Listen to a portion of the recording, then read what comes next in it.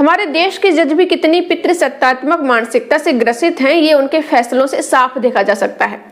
हाल ही में कोलकाता के RG Kar medical college की छात्रा से बेहद दरिंदगी के साथ रेप और हत्या के केस में कोलकाता कोर्ट के जज ने दोषी संजय रॉय को फांसी देने से इनकार कर दिया, क्योंकि उनका मानना था कि ये case rarest of rare case यानी दुर्लभतम केस में नहीं आता है। लेकिन केरल में साल 2022 में शेरोन राज केस में युवती ग्रीष्मा को फांसी की सजा सुनाई गई थी, क्योंकि ग्रीष्मा ने अपने बॉयफ्रेंड को जहर दिया था, क्योंकि उसके घर वालों ने यानी ग्रीष्मा के घर वालों ने ग्रीष्मा की शादी किसी और लड़के से तय कर दी थी। लेकिन उसका बॉयफ्रेंड शेरोन समझाने के बावजूद उसको छोड़ने को तैयार नहीं था और वो ग्रीष्मा के घर में अक्सर घुस आता था और जबरन संबंध बनाता था। इससे परेशान होकर एक दिन ग्रीष्मा ने उसे जहर पिला दिया। इस केस को कोर्ट ने रेयरेस्ट ऑफ रेयर केस माना था और ग्रीष्मा को फांसी की सजा सुनाई थी।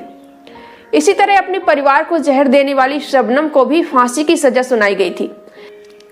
इस केस में मामला यह था कि शबनम प्रेग्नेंट थी और अपने प्रेमी से ही शादी करना चाहती थी, लेकिन उसका परिवार इसके खिलाफ था।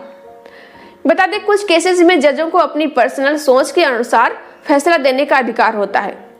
रूढ़िवादी पितृसत्तात्मक जजों की नजर में जब कोई महिला छोटा सा भी क्राइम करे तो वो जघन्य अपराध है, लेकिन पुरुष महिलाओं के साथ कितनी भी हैवानियत करे वो जघन्य अपराध नहीं है, क्योंकि पुरुष द्वारा महिलाओं पर क्रूरता करना तो सामान्य बात है, हमारी संस्कृति का हिस्सा है।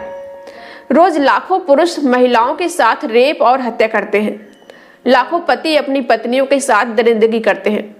आए दिन जाने कितने पिता और भाई अपनी झूठी शान की खातिर बेटियों की हत्या कर देते हैं, लेकिन ऐसे किसी पुरुष को फांसी की सजा नहीं सुनाई जाती है। निर्भया जैसे कुछ मामलों में दोषी पुरुष को सालों के बाद फांसी की सजा तभी सुनाई जाती है जब पूरा देश आक्रोशित होकर एक साथ सड़क पर आंदोलन करने के लिए उतरता है, वरना जज जघन्य अपराधी पुरुष को उम्र कैद की सजा देने से भी कतराते हैं। उनको उम्र कैद की सजा भी आसानी से नहीं सुनाते। वो इसलिए क्योंकि सजा सुनाने वाला जज भी तो आखिर एक पुरुष ही है ना।